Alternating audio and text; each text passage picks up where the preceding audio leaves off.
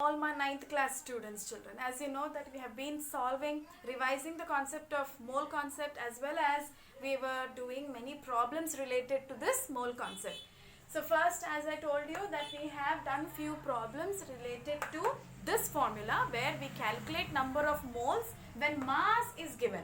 As I told you, that number of moles can be, we will be asked to find out the number of moles in two ways actually. Like there are two ways in which we will be asked to calculate the number of moles, by giving mass or by giving the number of particles. That means we can calculate the number of moles when mass is given using this formula, and we can calculate the number of moles when the number of particles is given. So number of particles, when I said here, it means that it can be number of atoms, or it can be number of molecules, it can be number of elements or compounds, children.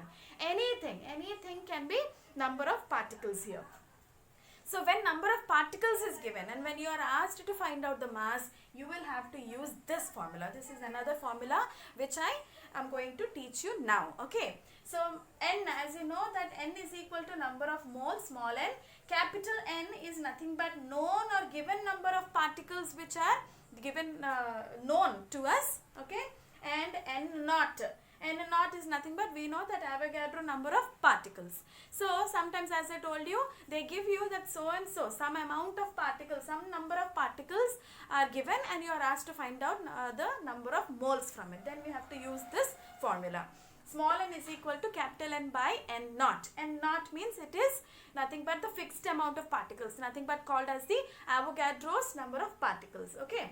Now from this, if both are, this we will be knowing, 6.022 into 10 to the power of 23, and not we know. N, it will be given in the sum. Simply you can find out the number of moles.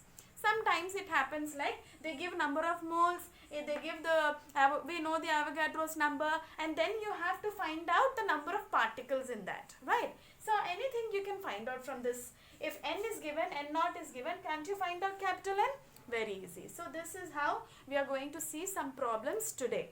So next, in my next class, I'll be teaching you, how to calculate. If you see these two equations, equation 1 and equation 2. From equation 1 and equation 2, you get another equation which is, because both are n is equal to, both give you number of moles. So I can just, by bringing together these two equations, I get another equation. Very important to note down here. This is only the key, okay, trick or nothing but the key. If you remember this formula, this one and this one, you can solve any kind of problem that is asked about mole concept, children. So when you consider these two equations, you can see you get this equation. Small m by capital M is equal to n by n naught, because m by m is also n and n by n naught is also n. So bring together both the equations, you get this equation. Now remember, children, for a given substance, for a given element, for a given atom or molecule or compound, now we will know the capital M. What is capital M? It is the molar mass. Is it not, children? What is capital M? It is the molar mass. How did we calculate molar mass? From its atomic mass, right, children? We can calculate, once we know the substance, we can calculate its molar mass. And n naught also we know. N naught is nothing but the Avogadro's number. So we can calculate either m or n. Either m or n based on this. So this I will be explaining later. Today let us see some problems related to this. Nothing but n by n naught problem, where a number of particles are given and we have to calculate number of moles there. Okay, let's see quickly one or two sums now.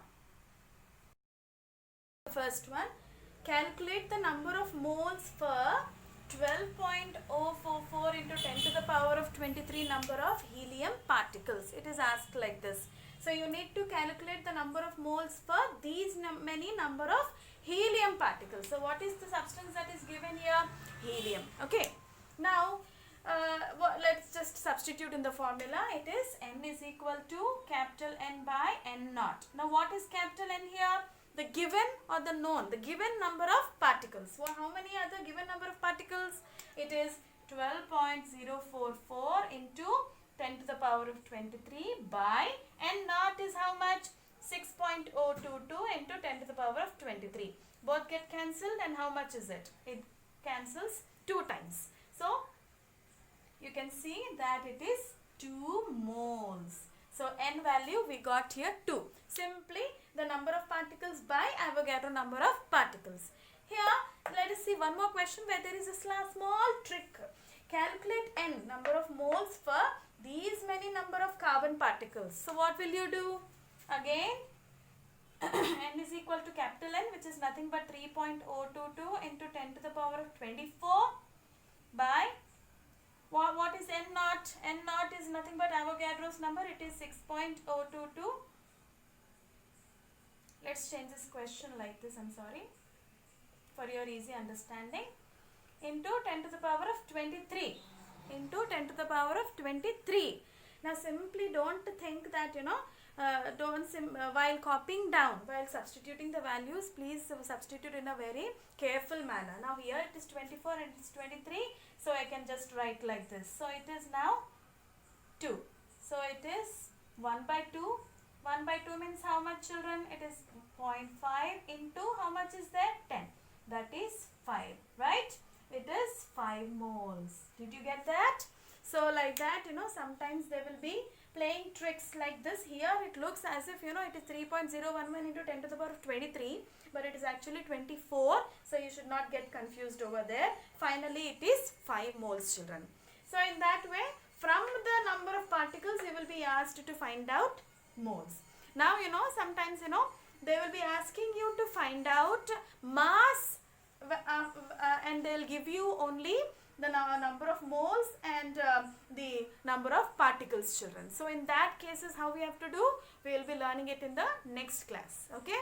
So please go through your classwork. You have already written the notes for it. There some numericals are there related to such concepts. Please do practice them. Next time I will be coming up with the other formula where both the equations are combined. Okay, children.